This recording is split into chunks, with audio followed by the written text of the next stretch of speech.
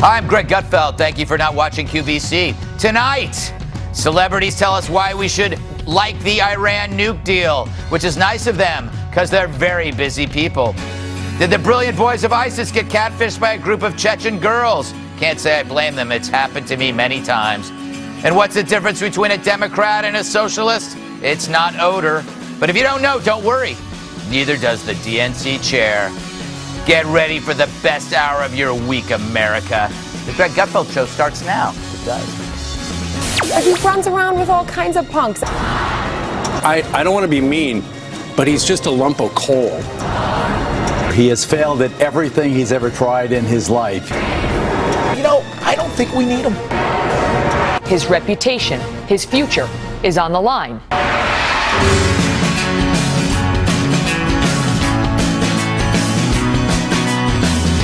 Have you heard? Grumpy Cat is dead. Tired of hearing about Cecil the lion? It's true. Cecil was shot by a dentist. Seriously, a giant man-eating cat was offed by a guy who tells you to spit and rinse. This is a lion.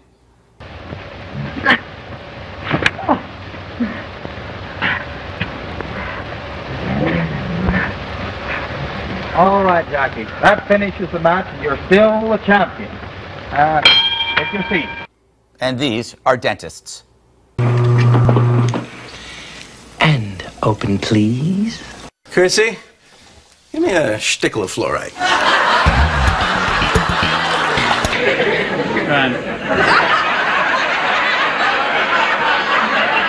Well, sir, someday I'd like to be a dentist. A dentist?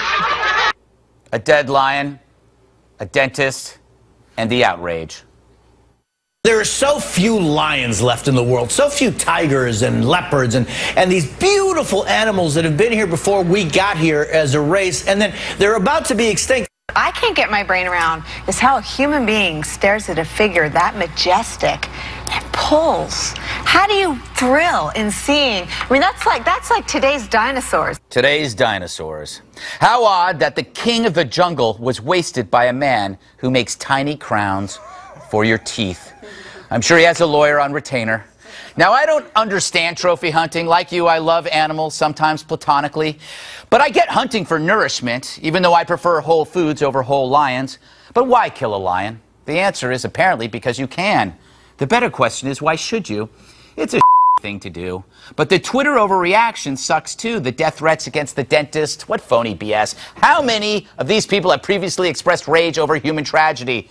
This hand-wringing is but a consequence of avoiding other evil. In the face of the Planned Parenthood videos, Cecil outrage seems like a sneeze, a glorious outburst soon forgotten.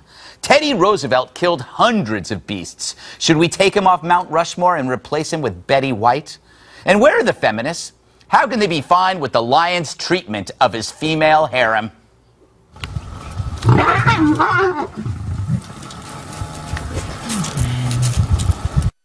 Try and explain consent to that patriarchal oppressor.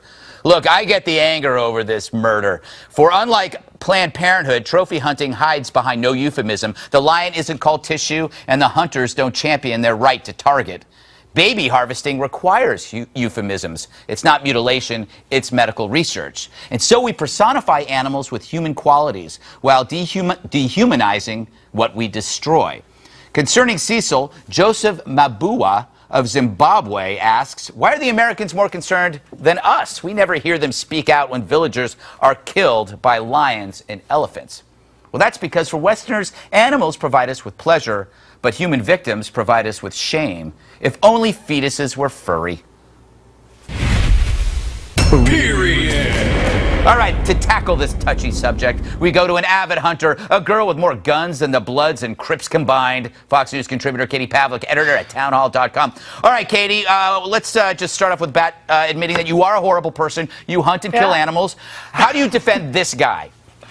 Well, look, I think that we need to put this guy aside. Looking at the details of this, it seems like it was unethical and that the means by which the animal was killed were probably unethical. But I want to stress the fact that this guy is the exception and not the rule. Believe it or not, American trophy hunting in Africa actually saves animals like African lions. The African lion is not endangered in places where hunting of them is allowed, and that's because the money that goes towards them, $50,000 a piece, goes not only towards the economy in terms of employing people for jobs, but it also goes towards resources for reserves and for money that goes towards preventing poaching in these areas. In 1977, Kenya banned all hunting, and guess what happened? They don't have a huge wildlife population. It's decreased significantly, and they've never recovered as a result of making that decision. So hunters are the saviors of African wildlife, and that's just the bottom line. So we can't be talking about this in terms of banning all hunting and acting like that is the solution, because it's not going to work. So before I go to the panel, the logic here is that it's like a hate fact. It's a fact that you hate because it might be true, and that is that hunters who kill animals are actually probably doing more for conservation than people on Twitter who are mad about it. Is that what you're saying? Yeah. It's not probably, it's a definite fact and has been for decades. Hunters in Africa are the saviors of wildlife in Africa, and they've done more than any environmental rights group, any animal rights group, and certainly the people on Twitter on their couch in some New York City apartment has done to save animals, including the African lion. All right, thank you, Katie. Joining us in studio. I'd say he's the funniest man alive, but Sinbad is still with us. It's Jim Norton, comedian and star of Contextually Inadequate, now on Netflix and Epix.com. And her appearance today counts as community service. It's Joanne Nosuchinsky, and his mustache once jumped the Grand Canyon on a beat-up 10-speed. It's former U.S. Ambassador to the UN, John Bolton. Look at him. And like an integer that's not a multiple of 2, everything about her is odd. It's our op-ed, Katherine Timpf, from National Review. Okay, I got to go to you first, Jim, because you have very strong feelings about the killing of this elephant. What would you say to Katie to counter her cogent analysis? Well, it went from a lion to an elephant very quickly there. That was good. Did I say elephant? Yes, you certainly did, Greg. I say elephant a lot when I mean other things. Yeah, so do I when I mean my date. Katie is... Sorry. No, I liked it. Katie is right. I mean, they actually does go to conservation, a lot of the money. But I just find this guy repulsive. Like, people who hunt and eat what they hunt, I have no problem with. Because I eat meat, so they hunt for me, and it's appreciated, because I can't do it. But there's something about trophy hunting. It just taps into this unnecessary behavior. It's like, just because the money goes to conservation, donate the money. But that's not fun. That's the point. Just come out and go, I wanted to kill something, and the means to get to it was giving the money. But she's right. The money does go to a good cause. Donate the money. Just because something good comes out of your abysmal act doesn't... I mean, that's like Bill Cosby taking credit for raising rape awareness. Yeah. I mean, who cares? That's amazing. It would be like ambassador, people like me saying, like, I want to donate to a children's hospital as long as I get to hunt children. Right. Well, number one, let's correct a few facts on the record. This lion's name was Cecil. Oh. Zimbabwe being a former British colony, let's at least get the name right. Did I say Cecil? Show some respect. Yeah, that's right. Number two, Zimbabwe makes money off this. It's not just for their game reserves. It helps balance what passes for the Zimbabwean budget. The only thing wrong with what this guy did is that he apparently bribed somebody to get this lion close enough to him so he could shoot him. There's nothing wrong with either big game hunting properly conducted or any other kind of hunting. Joanne, you do most of your hunting at singles bars. That's right. I'm on the prowl. You are. Time's running out. I know. Yes. How do you feel about this? You've never had animals growing up. No. So are you bothered by this anthropomorphification? That is actually a word that I looked up and then mutilated. Yes. The personification of an animal. Yeah, it's easy to be outraged over this because you think that these poor animals, they've done nothing, they're so innocent. Well, there are a lot of people in Zimbabwe who are just as innocent. It takes hardly any effort to send an outraged tweet, but you know who can't do that? It's about 75% of the population in Zimbabwe who is living below the poverty line. So, yeah, it's easy to be outraged over a lion, but what about the people themselves? I'm more of a people person. Help the people. Yeah, they live below the poverty line and below the poverty lion. Oh, wow. See what I did? That a little fun with language. Great. Something I like to do on Sunday nights. It's great. You know, I managed to avoid knowing any of the details about this lion situation until I had to for this show. And I feel like that does make me better than everyone in America. Yes. Because I was clearly thinking about more important things. Yes, like what? Netflix and what I was going to eat, and of course the future of our country. Wow, that's beautiful. Yeah, it's easy. You don't need to know anything to have an opinion about this lion, right? Lions are cute, rich people suck, everyone hates rich people. It's what Disney's been teaching us our whole lives, and so it's easy for people to have an opinion. Well, let's not leave without one more thought about Theodore Roosevelt. Who remember, the teddy bear comes from Theodore Roosevelt. You know why? Because he saved a small bear cub after he'd killed its mother. Yes, that's true. Our kind of guy. That's so beautiful. Two thoughts before I go. The most famous dentist in the world is famous for killing a lion.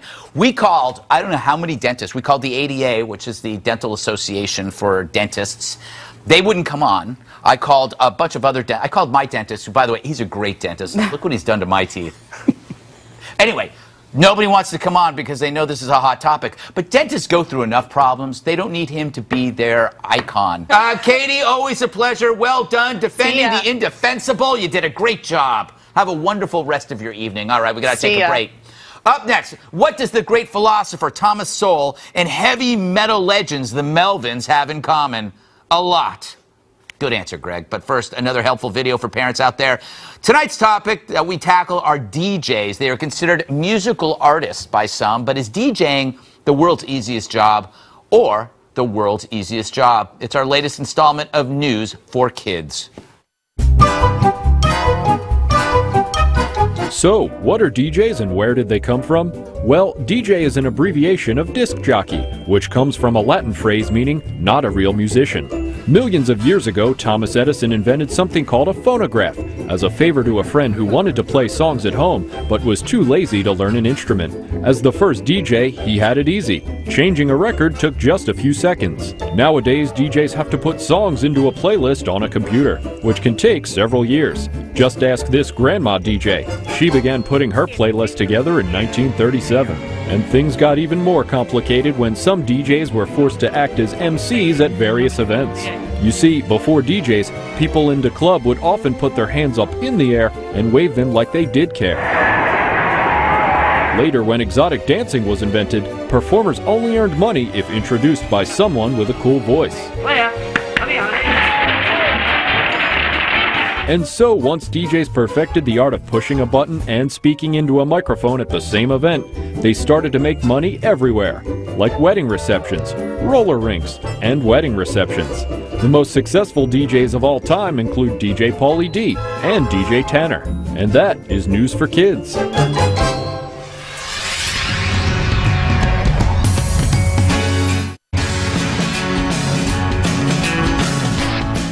Yes, it's time for As Seen on TV. That's where I show you some clips from television and we talk about it. To my knowledge, this has never been done before, so I'm really nervous. I hope it works out.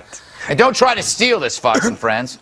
So, here we go. While discussing Bernie Sanders with DNC Chair Debbie Wasserman Schultz, MSNBC host and my spelunking partner, Chris Matthews, posed this great question.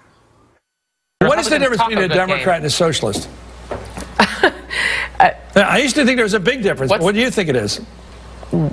The difference between a Democrat like Hillary Clinton and a socialist like Bernie Sanders. What's the difference between being a Democrat and being a Republican? Well, what's the bigger difference? What's the big difference between a Democrat and a socialist? You're chairman of the Democratic Party. Tell me the difference between you and a socialist. The relevant debate that we'll be having over the course of this campaign is what's the difference between a Democrat and a Republican? Thank you, Selma Bouvier.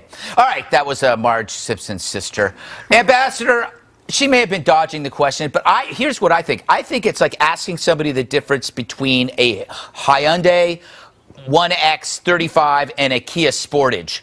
They look. There is no difference. That's exactly what I was about to say. Actually, I think it was an unfair question to Debbie, so we shouldn't be hard on her because today there isn't any difference between a Democrat and a socialist. Obama has made clear what we should have understood a long time before. The Democratic Party has moved well to the left. Chris Matthews may think there's still a difference, but he's not been paying attention. No, he's also insane which is a problem. Even though he's a lovely guy, he's insane. A lovely, insane person. Jim, I have this metaphor that I always base on the TV show Entourage. You and I watch Entourage often together. Absolutely. We pretend we're different characters on the show with no shirts. Exactly. It's fantastic. Yes, it is. I rest in your arms. The main actor in Entourage is capitalism, and socialism is Turtle.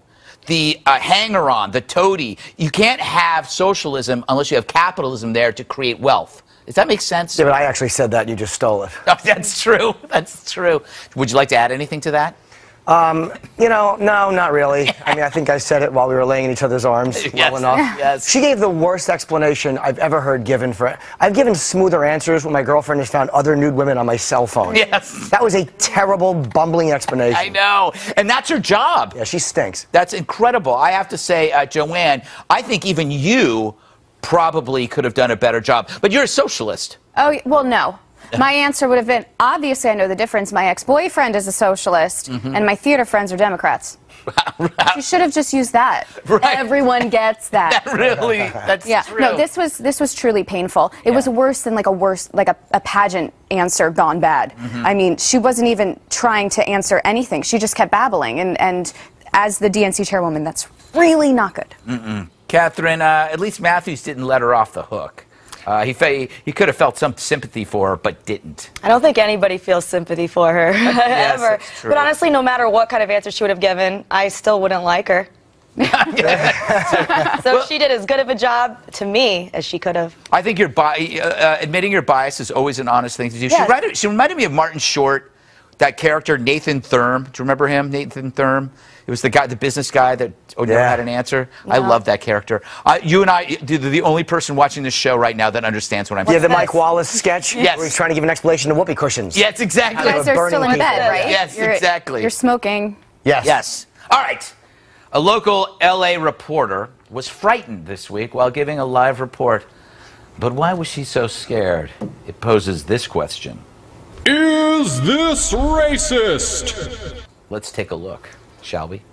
The International Olympic Committee is also looking at Paris, they're looking at Rome, and they're looking at Hamburg, Germany for 2024. And it's likely one of those international cities might... She scared the I'm working here, man. Oh my God. I'm sorry. Okay, back to you. Wow. I'll go start with you, Katherine. Racist?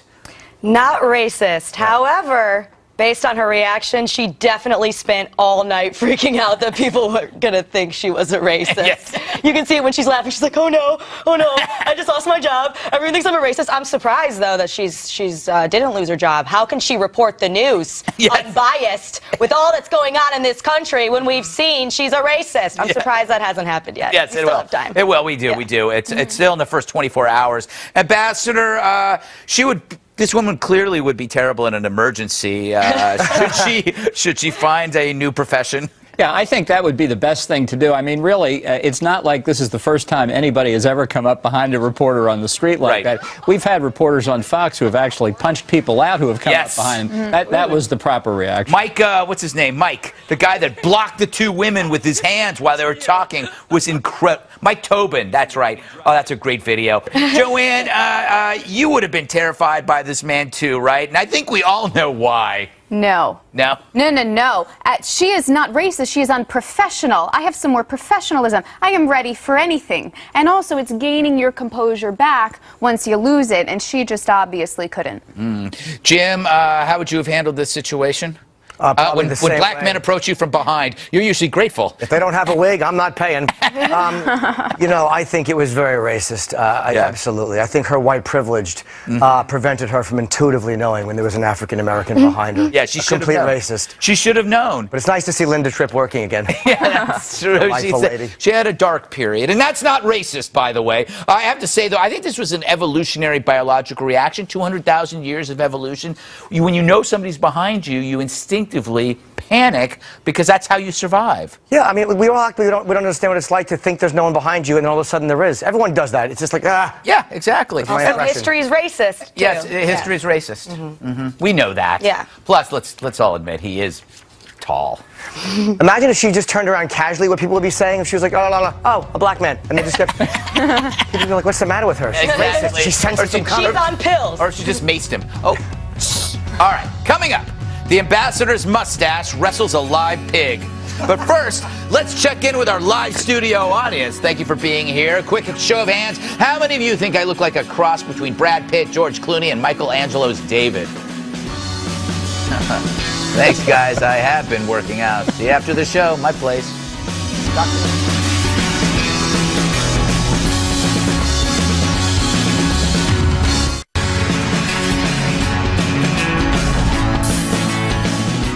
So what are your thoughts on the Iran nuke deal? No clue? No problem. These A-list celebrities will tell you how to think.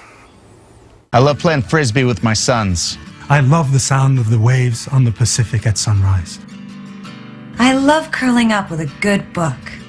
I love to see my grandkids smile. But if Congress sabotages the nuclear deal with Iran, We could be denied the very moments that make our lives worth living. Why? dude, because we'd be dead. Super dead. Well, that's changed my mind. When I see Jack Black with a Frisbee, I know he means business. The only thing more convincing, Seth Rogen with a hacky sack or perhaps hepatitis. All right, Ambassador, I go to you first because you're kind of an expert in this. Do you agree with Morgan and Jack, or Jack Morgan, as I like to call them? No, but I have to say, those are the best arguments in favor of this deal that I've heard so far. I mean, I think Obama needs to bring them into his legislative affairs shop at the White House and get them up to Capitol Hill. It's a revelation. They know they're in trouble over this thing. They know that when you actually read the text of the deal, I hate to suggest anything radical, that you can see quite clearly how bad it is. So they've got to do what they do best, which is changing the subject. Jim, did their enlightened perspective make you feel as dumb as I felt? Absolutely, because that's normally who I turn to when I wonder about foreign affairs. What would Morgan Freeman say? A man his age with 2 earrings, it's humiliating. Yeah, Stop it, it looks stupid. I know, and everybody there has left their wives. Have they really? I don't know, I just thought that was maybe 2 out of 3. Maybe. I don't know. Or maybe I just made it up. Katherine, it's the clown nose off theory, that when they have the clown nose on, they're making fun of the fact that they're celebrities doing this, like it's a joke, and then they take the clown nose off and say, but we are serious. I don't doubt that they're serious. I think you're being a little harsh. I love Jack Black. So do I. I loved him in Orange County. I would trust him on some things, but it'd be more like, where do I get a cheesesteak? And not like, what do we do about foreign relations? But people know celebrities. Oh, Jack Black likes it. Some people, this actually does work. They actually don't, because they don't want to research it. Yeah, but they know they like Orange County. Yeah, I love celebrities, especially Natasha Lyonne, Joanne, who I believe is Jewish. I find it interesting that she can dismiss Iran saying they want to kill all Jews, but then believe them when they say they don't want nukes. Well, she represents a different group now. She represents, it's the celebrity, it's the Hollywood, the left wing, that greater than everyone else who has to share the knowledge. That's when you know that you've arrived. I hope I one day get to do one of these videos. What would your cause be? Because your endorsements used to be Nikes and now they're nuke deals. What would your cause be? Bill Cosby? What would your cause It would be anti-Cosby. That's what it would be. What would your cause be? How to not get ahead by getting to Cosby. Yeah. There you go. I'm glad you changed the end of that sentence. A new report says 3 women from Chechnya contacted ISIS, not a disease, pretending to be potential jihadi brides, who hasn't done that before, and scammed ISIS out of $3,300.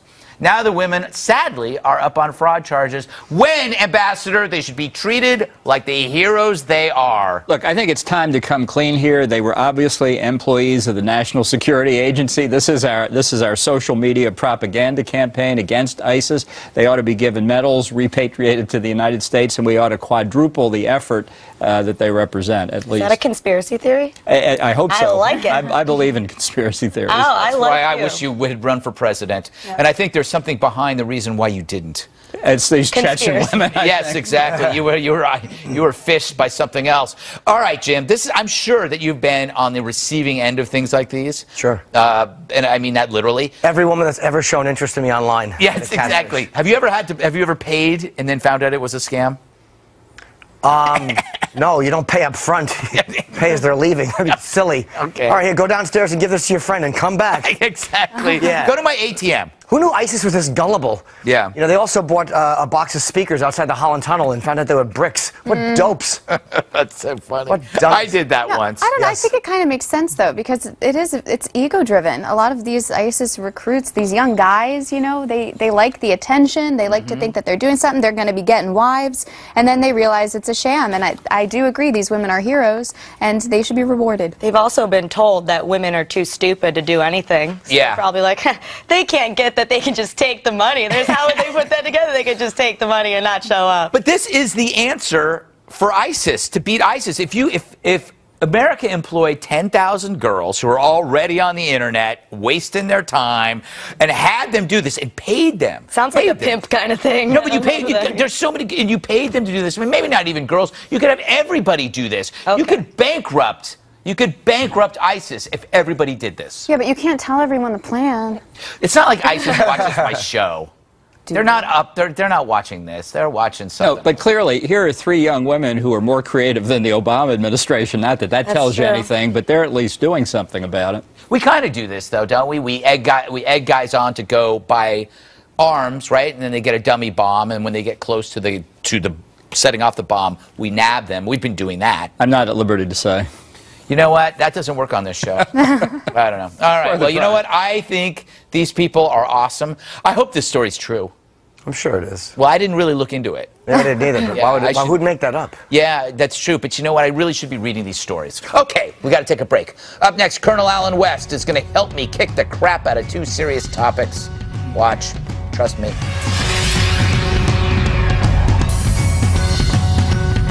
Hi, Joe. I'm Kat. Dude, other way around. This way. Tired of eating lukewarm pad thai dropped off by a delivery guy who's judging you because you're home on a Friday night wearing a Stevie Nicks t-shirt covered in cat hair? Then you need us. Millennial Chefs. Hurry. For 17 annoying payments, followed by 3 easy payments of $12, we'll teach you how to cook stuff. Like food. Because it always tastes better when you make it yourself. Is that true? Doesn't matter. We'll teach you a lot of awesome recipes like this super easy macaroni and cheese. Plus a lot of the classics like margarita pizza, Thanksgiving dinner, meatloaf, and even a Mexican fiesta. And no dinner's complete without dessert.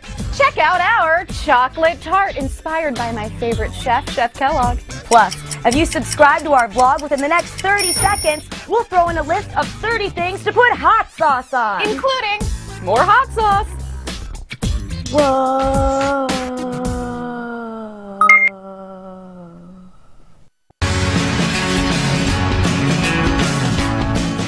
Donald Trump still leads in the polls ahead of Thursday's debate, even after some controversial footage surfaced this week. Do you mind if I sit back a little bit? Because your breath is very bad. It really is. Has this ever been told to you before? No. Huh? Okay, then I won't bother. No, actually, that's how you get the edge. That's hilarious. I always suspected King had halitosis. Meanwhile, some of Trump's opponents made noise of their own. Chris Christie went after marijuana. Mike Huckabee went after Obama and Iran. And Rick Perry, he went after Trump. Me, I learned that if you are the least bit critical of Donald, his defenders will call you a rhino, which hurts. But it got me to thinking, what is a conservative these days? Why is there so much inner turmoil among the right? And am I getting fat again? I'm worried. My wife says I am. There's one man who might have some answers to these questions, probably not the last one. Joining us from our Dallas bureau, we have one.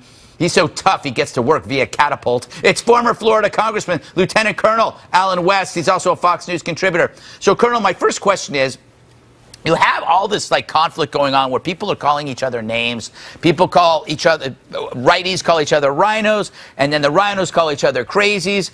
The right seems more inclined to fight each other than the actual adversaries, the other political party. Yeah, it's good to be with you, Greg. You're absolutely right. It reminds me of that scene in Braveheart where after he had first defeated the English, the Scottish lords were all fighting against themselves, and they asked William Wallace where he was going. He said, I'm going to fight the English. You know, we need to have a resolute leader that can stand up and talk about how do we restore economic growth in the United States of America. We just heard this GDP report of 2.3% growth. That's anemic. Ronald Reagan had us clipping along at 7 to 8%. 93 million Americans are out of work.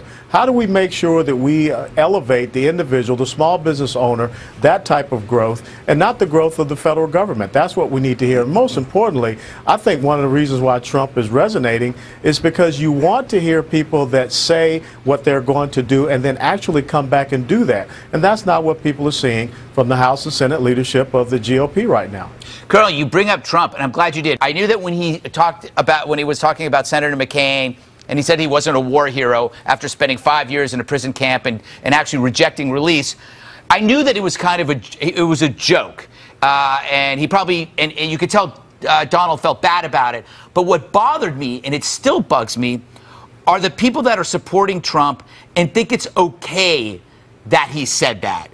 That they think that, like, if it was a left-winger saying something about Chris Kyle, they would have gone crazy. If it was Pelosi or Reid, they would have gone nuts. But they're giving Donald Trump a pass on this. To me, am I exaggerating this, or is it something worth, like, noticing? No, you're not exaggerating, and I'm probably not the best person to ask about that, having served 22 years in the United States Army, a couple of combat tours. But most importantly, I remember sitting and watching the television, being concerned about my older brother, who was a Marine infantryman and was wounded at Khe Sanh. And so I think that no one who has never walked through the cauldron of combat should say anything and call out anyone that has walked that walk. And so I think that Donald Trump probably did, go outside the lines with that. And it does upset me that there are individuals that want to give him a pass. If you don't agree with Senator John McCain's policies and politics, that's fine. But, not too many people are going to be strapped inside of a fighter jet doing a nosedive and have to eject. That's something that's above and beyond. Yeah, I want to ask you about this video that we played earlier with Debbie Wasserman Schultz and Chris Matthews, where he tried to get her to explain the difference between socialism and, I guess, being a Democrat, and she failed miserably. How does she still survive? What is her secret? Well, there is no accountability on the other side. You look at all the scandals of the Clintons, and they continue to get a pass. And so I don't think Debbie Wasserman Schultz you don't have to worry about her ever writing a comparative analysis of Jean-Jacques Rousseau, John Locke, or Thomas Hobbes. And the question that Chris Matthews asked her was a very pertinent question, because right now you see a party, the Democrat Party, that is all about wealth redistribution. They're all about nationalizing production. They're about, social utopias. They're about a secular state, and they're about creating and expanding a welfare nanny state. That is classical socialist policy. Now, if you want to really be astute and understand that constitutional conservatism is truly classical liberalism, and I think that if we wanted to confuse the left, we would start calling ourselves classical liberals and make them try to define who they are. All right, final question. When are you running again? Well, I ran this morning. I put in about 6 miles, and so I'll probably be out running again. So I'm trying to stay on top of things. See, I got to learn how to phrase my questions. All right, no follow-up then, Colonel West. All right, thank you. Speaking of candidates, it's time once again to examine some of the tougher questions facing the candidates on the 2016 campaign trail. Roll it, Cletus. Coming up this week on the Campaign Trail 2016, Hillary Clinton continues her fundraising efforts. But if elected, would she nominate Slash and Axel for her cabinet? We need both. It's a win-win. Plus, Scott Walker steps into the crowded GOP field. But is he campaigning in favor of the wrong things? Let me tell you what I'm for. I'm for Obamacare, government dependence. And Clinton, think about that. And finally, Carly Fiorina rallies support in Iowa. But does she think disgusting is too strong a word to describe the long-running success of Hot Pockets? Yes, it is a strong word. But honestly, why has this gone on for so long? Till next week on the Campaign Trail 2016.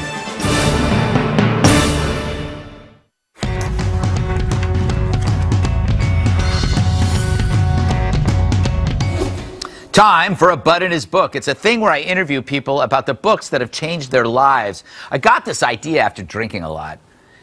King Buzzo is the legendary founder of the Melvins, one of the greatest metal bands of all time.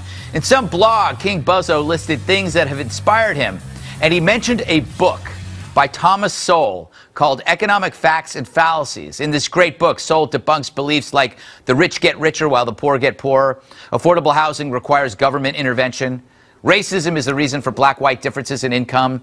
All of this is pretty hardcore, but it's also right, just like the Melvins. King Buzzo was here recently, and I asked him what this book meant to him. All right, explain to me his appeal to you. Well, I've never read economic books where you weren't bored in 10 seconds. Right. And he has a way of explaining it that is informative and funny. Yeah. You know, which I think is really cool. If it's not funny, no one's going to care. Right. You know, he seemed to do it in a way that I would read it and I couldn't believe he was getting away with some of the stuff he was saying. I think I'd read 3 books before I realized it was a black guy that was writing this stuff. Because it had never occurred to me to think in those terms, and it doesn't occur to him to think in those terms either. So I love that. Yeah. I love that. And then I wanted to know everything about this guy. Yeah. And so I just, you know, did as much research about him as I could, and I realized that, you know, he's my ultimate rock star as far as that kind of stuff goes. Well, I would like to meet him. I'd be totally terrified. We tried to get him to call in, but he's not a fan of grunge, apparently. What a surprise. No, but you know what? You raised a good point. The problem with economics is that for the general population, it's boring. So what happens is it's the boring things that kill you. It's the boring things in life that are the most harmful, and that's what this book's about. Is about basically looking at the fallacies in economics, in your social life, race, gender, and how these fallacies are harmful to millions of people. I guess. Yes. He has this thing where he says, okay, that's a great idea. Yeah. But then what happens? And then what happens? And then what happens? There's nothing you can do that doesn't have consequences. Right. Regardless of what it is, whether it's the minimum wage or whatever it is, it's going to have a consequence. So then what happens? Then what happens? Then what happens? And I love that about him. I know he was started out as a Marxist. Right. They all do. And, like really sharp minds, like free market minds, start out from a very bad place, and that's how they learn. Yeah, I think. I don't know what it is. I mean, it's crazy. I mean, he said that what changed him from being a Marxist was working for the government. Yeah. One job with the government. That's all. That was it. And he's like, this can't work. You know. Has he influenced your music, or is that too much of a stretch? Well, I don't know. I don't know about that. I mean, he's influenced my life. Yeah. He's influenced how I've thought about, you know, I'm a firm believer in that we dig our own graves. Right. We should make our own path. There was he has a great quote that I've used a million times, which there was a time in this country where people would have been upset and offended if you suggested that someone else was going to pay your way. Yeah. And he says they're no longer offended. So there's just millions of those things that go through my mind that I think about that came from him. You know, that I just think he's unbelievably amazing genius. Do you get a lot of crap because you've done Red Eye a couple of times? Do you ever get any guff for doing Fox? I have, and this is what I say. I say, you know, that's great. I think that you're right. Yeah. And that whatever hipster show that you think I should be on, you know what the problem is? They're not asking me to be on it. Exactly. Because I would be on it. Yes. But they don't want me on it. Yeah. And I'm not going to go looking. Yes. You're the reason I was on that show because you are a music fan. Yeah. And I applaud you for that. Yeah. You're a visionary and a genius as well. Why, thank you. The second greatest philosopher of all time. Yes, I happen to agree. Or I'm not sure the order, whether I'm 1 or 2. I'll say you're 2. Yes. Okay. That's awesome. Next to Thomas Sowell. Hey. Yeah. I can't get much better than that. Such an interesting guy. Kurt Cobain was his roadie. Kurt Cobain tried out for his band, I think, as bass player, and didn't quite make it. You don't get this sort of thing on, other shows. Hey, speaking of books, have you seen this? It's my new book. You can pre-order it now, gutfeld.com or amazon.com. It's called How to Be Right. Basically, it tells you how to explain yourself if you have problems, because I do. All right, we're going to take a break, but first, a word from our sponsor. Tonight's show is sponsored by the Elliott Spritzer. Tired of not being able to enjoy a sparkling alcoholic beverage while gazing upon your favorite disgraced former governor? Well, now you can. Get an Elliott Spritzer today.